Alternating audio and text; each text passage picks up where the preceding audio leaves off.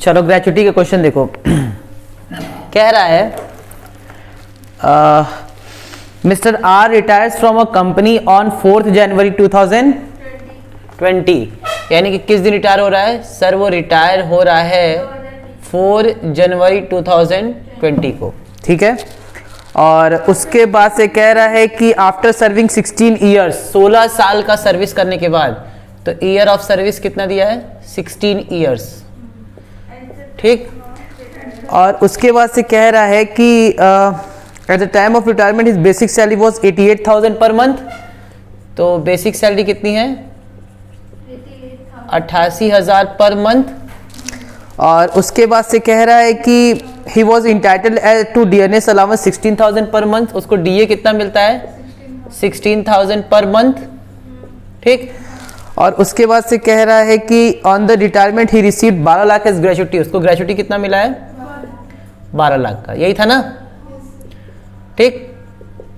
अच्छा, उसके बाद से कह रहा है कि he is covered under the payment of gratuity act. ये कह रहा है कि ये ग्रेचुटी एक्ट में क्या है? कवर्ड है। लेकिन हम लोग करेंगे क्वेश्चन क्या कि ये ग्रेचुटी एक्ट में कवर्ड भी है, और हम लोग करेंगे क्वेश्चन कि ये ग्रेचुटी एक्ट में कवर्ड नहीं भी है। दोनों तरफ से करेंगे, ठीक, ताकि हम लोग का कंसेप्चुअली एकदम क्या हो जाए? स्ट्रांग हो जाए, ठीक। तो अब मेरी बात ध्यान से सुनो। सबसे पहले ग्रेचुटी का हम लोग प्रोविजन लिख देते हैं। तो ग्रेचुटी का प्रोविजन ये था, ग्रेचुटी रिसीव्ड जो भी आएगा यानी कि 12 लाख, और उसमें से माइनस करते हैं क्या? लेस एग्जेम्प्ट अंडर सेक्शन 10 में, ठीक है। कितना होगा ये भी हमको पता नहीं है, तो छोड़ देते हैं। अब हमें पता है कि लिस्ट ऑफ द फॉलोइंग क्या होता है? एग्जेम्प्ट होता है, लिस्ट ऑफ द फॉलोइंग, ठीक है। तो लिस्ट ऑफ द फॉलोइंग में पहला क्या था सर? पहला ये था एक्चुअल अमाउंट रिसीव्ड, तो एक्चुअल अमाउंट रिसीव्ड लिख देंगे। फिर क्या था? अगर हम इसको मानते हैं कि ग्रेचुटी एक्ट में क्या है? कवर्ड है, तो 1526 इंटू लास्ट ड्रॉन सैलरी। तो जब रिटायर हुआ तो उसको सैलरी कितनी मिल रही थी? 88,000। बोलो। तो सबसे पहले तो हमको मीनिंग ऑफ सैलरी लिखना होगा। तो जब वो पेमेंट ऑफ ग्रेचुटी एक्ट में कवर्ड होता है, जब वो क्या होता है? पेमेंट ऑफ ग्रेचुटी एक्ट में कवर्ड होता है, तो उस केस में मीनिंग ऑफ सैलरी होती है बेसिक सैलरी प्लस डीए। अब वो डीए रिटायरमेंट बेनिफिट का पार्ट है चाहे नहीं, उससे कोई मतलब नहीं होता है। तो बेसिक सैलरी उसको कितनी मिलती है? 88,000, और डीए कितना मिलता है? 16,000। यानी कि हम लोग यहाँ पे मीनिंग ऑफ सैलरी लिख देंगे 88,000 प्लस 16,000। तो ये कितना हो जाएगा? 1,04,000।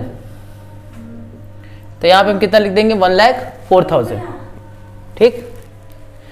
ऊपर होंगी मम्मी है, मिलना ऊपर है। 1,04,000, और यहाँ पे कितना लिख देंगे? 1,04,000, ठीक है। यहाँ तक कोई दिक्कत? और यहाँ पे लिखते हैं into completed year of service. तो कंप्लीटेड ईयर ऑफ सर्विस कितनी है? कंप्लीटेड ईयर ऑफ सर्विस कितना बोला है? 16 साल। तो यहाँ पे कितना लिख देंगे? 16, ठीक। तीसरा क्या बोला है? तीसरा बोला है ₹20 लाख। इन तीनों में से जो भी क्या हो जाएगा? कम हो जाएगा। तो एक्चुअल अमाउंट हमको रिसीव हो गया है 12 लाख। इसकी कैलकुलेशन करो जरा। तो ये 4 बार में चला जाएगा, ठीक। कितने बार में? 4 बार में। फिर 15 चौको 60, और 60 इंटू 6 यानी कि 16 छक 96। अरे यहाँ पे लिखा है ना मीनिंग ऑफ सैलरी, क्या लेते हैं? एचआरए पढ़ी हो? एचआरए में तो नहीं पूछी कि सर उसमें डीए और वो क्यों लेते थे, ठीक। ये मीनिंग ऑफ सैलरी क्या बोल रहा है? Basic salary plus DA. तो लॉस्ट ऑन सैलरी, तो सैलरी का मतलब क्या होता है? अच्छा, समझ गया, सॉरी। अरे बाप रे बाप, ठीक। तो ये हो गया सैलरी का मतलब ही तो ये है, ठीक। तो इसको हम लोग काटे 9,60,000, और ये कितना है? 20 लाख। इन सब में से सबसे कम क्या आया? 9,60,000। तो हम कितना माइनस कर देंगे आयुषी? 9 लाख। कितना आ जाएगा? देखती रहना। खत्म हो गया? लिख लो, फिर नया क्वेश्चन करें। जितना आसान आसान है। अच्छा सुनो एक मिनट रुको, मिक्स होगा तब रुक जाओ। ये हम लोग निकाले हैं किसके थ्रू, जब हम लोग कवर्ड होता है। अगर यही क्वेश्चन बोलता है कि नॉट कवर्ड हो, तो नॉट कवर्ड के केस में क्या हो जाएगा, 8,40,000 आ रहा है। ये नहीं वो इतना मार खाओगे, वो 9,60,000 लिखा है गधी। ठीक, इसको मिटा दे। यार उसको माइनस करने के बाद वो आंसर 8,40,000 आ रहा है, और अब 12 लाख से 9,60,000 को काटने के बाद पागल तुम देख रही हो, ये गलत लिखी हो। ठीक है, अब आगे बढ़े। दूसरा केस, अगर यही केस कहता है कि अगर ये क्या है, नॉट कवर्ड है, तो नॉट कवर्ड अंडर के केस में क्या होता है, ये दोनों तो सेम रहेगा, ये चेंज हो जाएगा, तो यहां पे हो जाएगा 1/2 इंटू एवरेज सैलरी, और एवरेज सैलरी कितने महीने की, 10 महीने की, into completed year of service यानी कि 16। एवरेज सैलरी कितना ले लेंगे, तो एवरेज सैलरी मेरे इस केस में क्या होता है, जल्दी बताओ मीनिंग ऑफ सैलरी। तो सर मीनिंग ऑफ सैलरी इसमें होता है बेसिक सैलरी प्लस डीए अगर वो रिटायरमेंट बेनिफिट का पार्ट है तो, और कमीशन अगर फिक्स परसेंटेज होगा तो यहाँ पे ये भी नहीं होगा, ये भी नहीं होगा। ठीक, यानी कि यहाँ पे हम कितना लिख देंगे, 88,000। ठीक, 2 से ये कट जाएगा 8 बार में, 88 इंटू 8 कितना होगा जरा बताओ तो।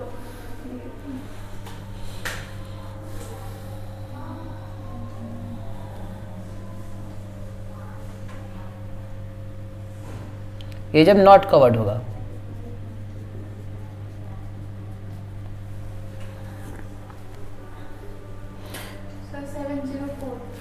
यानी कि 7,04,000। ठीक, तो अगर वो नॉट कवर्ड क्वेश्चन बोलता है तो 12 लाख में से क्या माइनस करते हैं, 7,04,000, और जब इसको माइनस करते तो आ जाएगा तुम्हारा 2,96,000।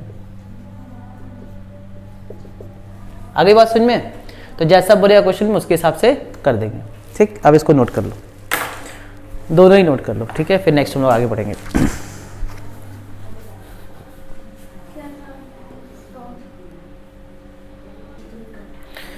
चलो देखो क्वेश्चन नंबर 4, नहीं question number 3। Mister A has retired from private company on 30 November 2019। He was working since 1 March 1993. He received 8 lakh as gratuity. His salary grade was 20 कितना है, 20,000 ऑब्लिक डैश करके 4 डैश 32,000 डैश 800 डैश 60,000 सिंस 1 मार्च 2008.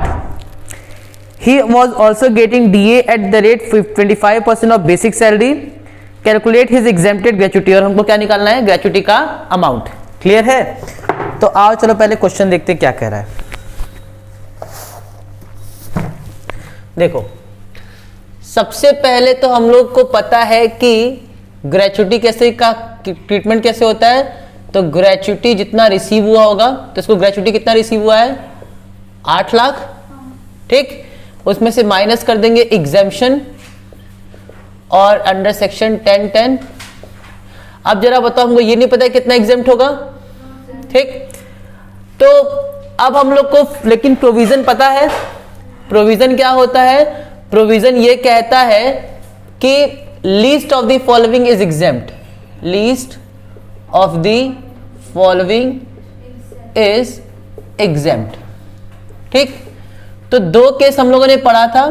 पहला क्या होता है, actual amount received, actual amount received, और दूसरा क्या होता है, रुपीस मान लेते हैं 20 लाख। ठीक, ये तो दोनों में कॉमन रहेगा।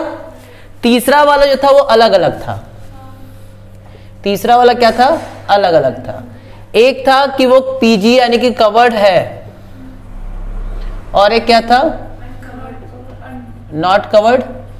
ठीक, कवर्ड वाले केस में क्या था, थर्ड वाला provision 15/26 into last drawn salary पहले। ठीक, और उसके बाद से completed year of service, completed year plus 6 month लिख दे रहे हैं अगर उससे ऊपर होगा तो। ठीक है, यही पढ़े थे। और उसमें हम लोगों ने क्या पढ़ा था, इसमें हम लोगों ने पढ़ा था 15/30 यानी कि half into 10 months average salary, 10 month average salary, completed year of service. 10 month average salary into completed year of service. यही पढ़े थे, इसमें पार्ट देयर ऑफ नहीं था। ठीक, अब जरा मुझे बताओ मीनिंग ऑफ सैलरी इस वाले केस में क्या था? इसमें से बेसिक सैलरी और डीए था। बेसिक सैलरी और डीए था। तो यहाँ पे हम लोग लिख देंगे meaning of salary basic salary plus DA, और यहाँ पे क्या था? Basic salary plus DA retirement benefit plus commission. ठीक, यही था। अब जरा मुझे बताओ कि कितनी सैलरी इसको मिलती थी बेसिक सैलरी। इसमें बोला है कि वो ग्रेड पे किस पे था? ग्रेड पे जरा बताओ क्या था? 20,000 था, डैश 400 डैश 32,000, फिर 800, 800, फिर डैश 60,000। ये उसका ग्रेड पे था। किस दिन ज्वाइन किया ये?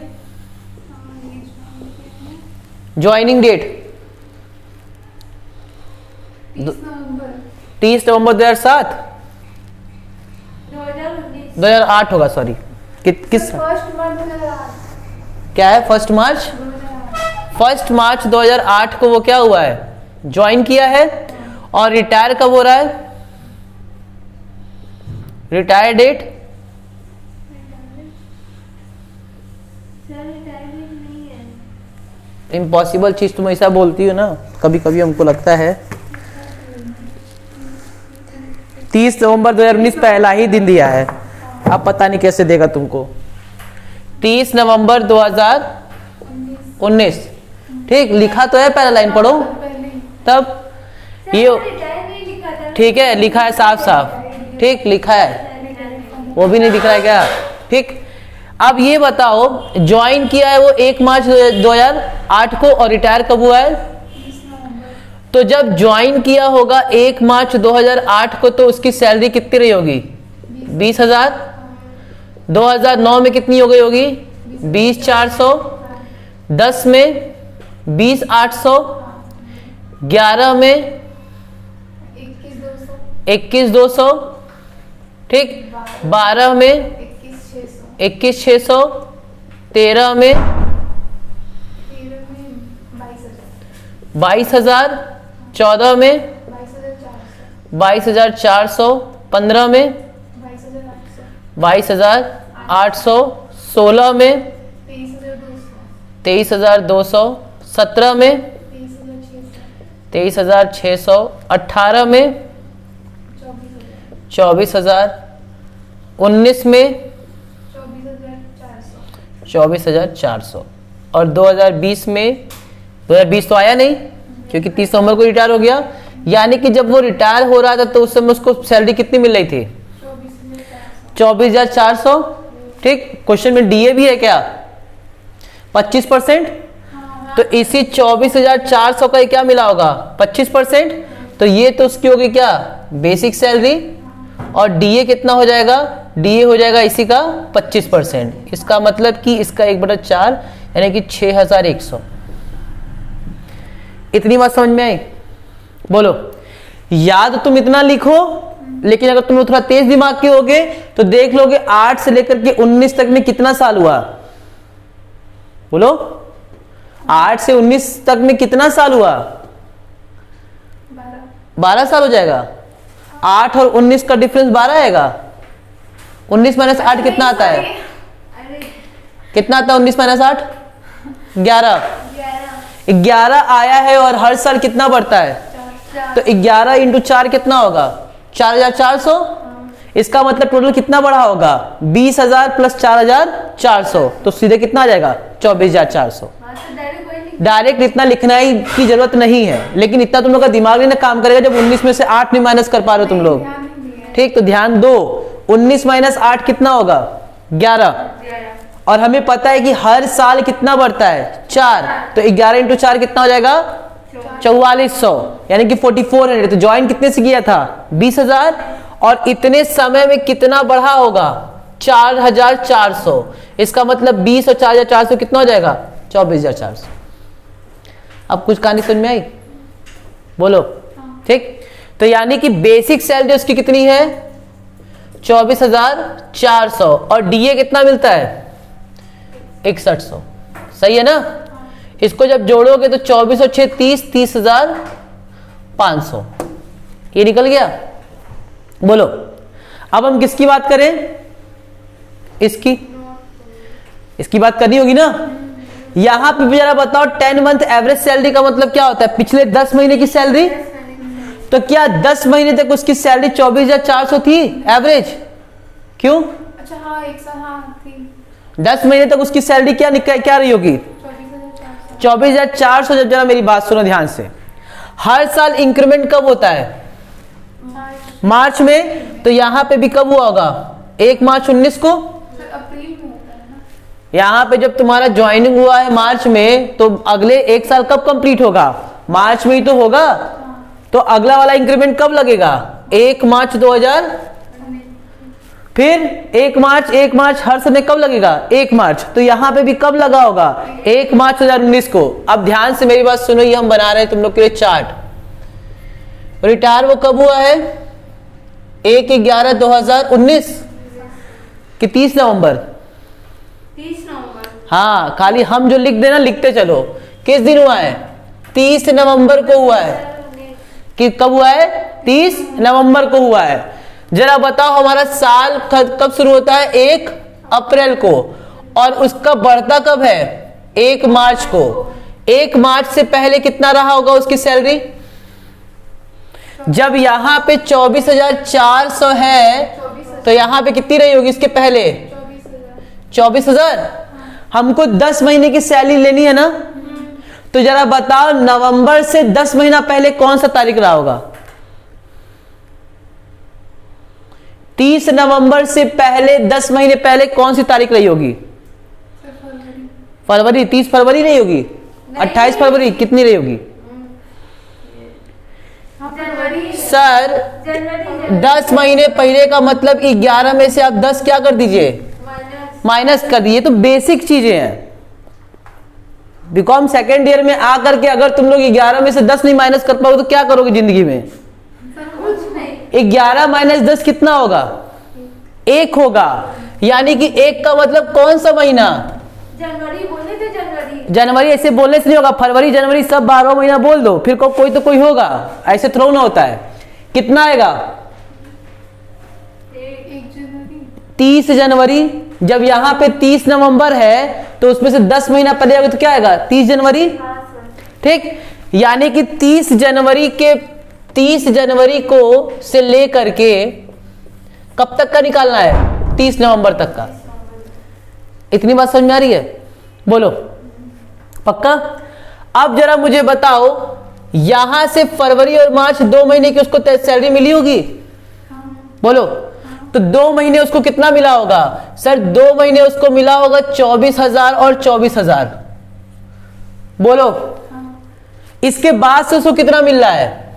24,400। यानी कि 24,400 उसको मिला होगा 8 महीने और 24,000 कितने महीने मिला होगा 2 महीने। अब कुछ समझ में आ रहा है? बोलो। फिर सुन लो, फिर से मेरी बात ध्यान से सुनो, ठीक, आराम से। किस दिन वो रिटायर हुआ है? 30 नवंबर। और हमको पता है कि हर साल इंक्रीमेंट कब लगता है 1 मार्च 19 नहीं 1 मार्च को इंक्रीमेंट लगता है हर साल। ठीक, यानी कि जनवरी से लेकर के 1 मिनट आ रहे। क्यों, क्या हो गया? तो अभी हम छोड़ देंगे ना इन सबको। ठीक है, चलो।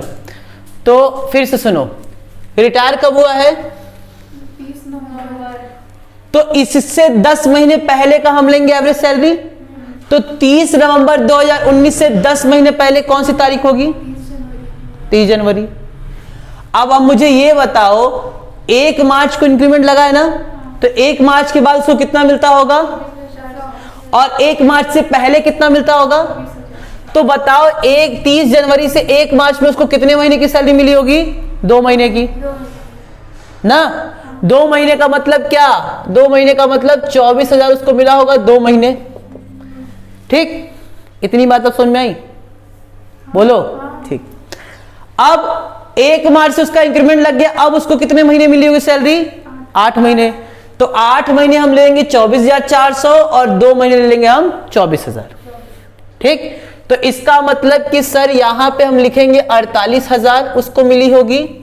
ठीक, और यहां पे कितना मिला होगा? 24,400 इंटू 8 करो तो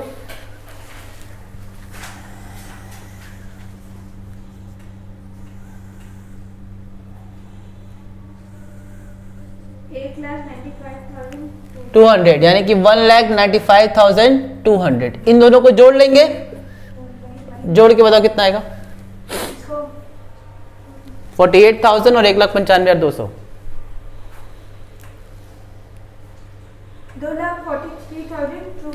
2,43,200। ये 10 महीने की सैलरी आई 2,43,200। ये 10 महीने की है, तो 1 महीने की सैलरी कितनी हो जाएगी एवरेज? इसको डिवाइड कर देंगे तो 24,320। तो 10 मंथ की एवरेज सैलरी तुम्हारी कितनी आ जाएगी? 24,320। कितने साल वो काम किया है? 10 महीने काम किया है। 16 साल किया है। 16 साल। कहाँ किया है 16 साल? क्वेश्चन नंबर 3 करा रहे हैं। अच्छा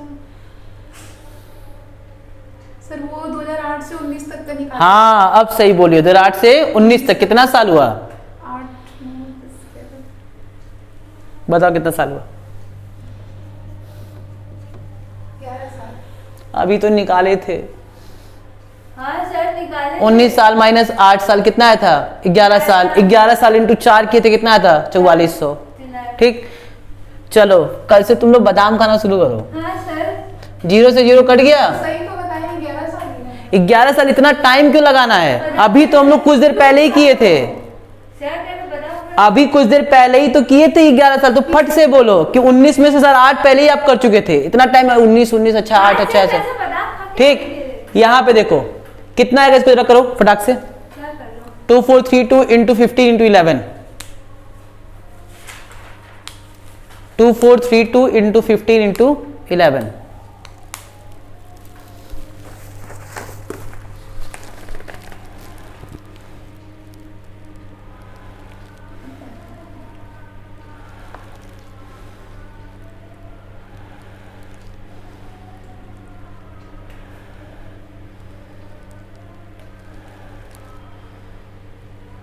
सर 4,12,800।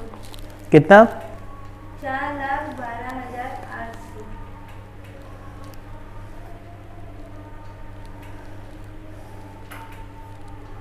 चार लाख 12,800। ये कितना लिख देंगे हम लोग? 4,12,800। इतना आया? बोलो। तो एक्चुअल अमाउंट रिसीव कितना होगा? सर एक्चुअल अमाउंट रिसीव हो जाएगा आपका कितना? अमाउंट इसको रिसीव हुआ 8 लाख ना, तो यहां पे लिख देंगे 8 लाख। दूसरा कितना हो जाएगा? 20 लाख। और तीसरा अमाउंट कितना निकाले थे हम लोग इस वाले का?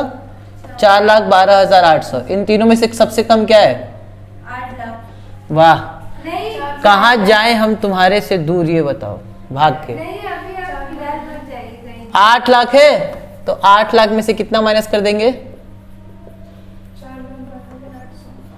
4,12,800। कितना आ जाएगा?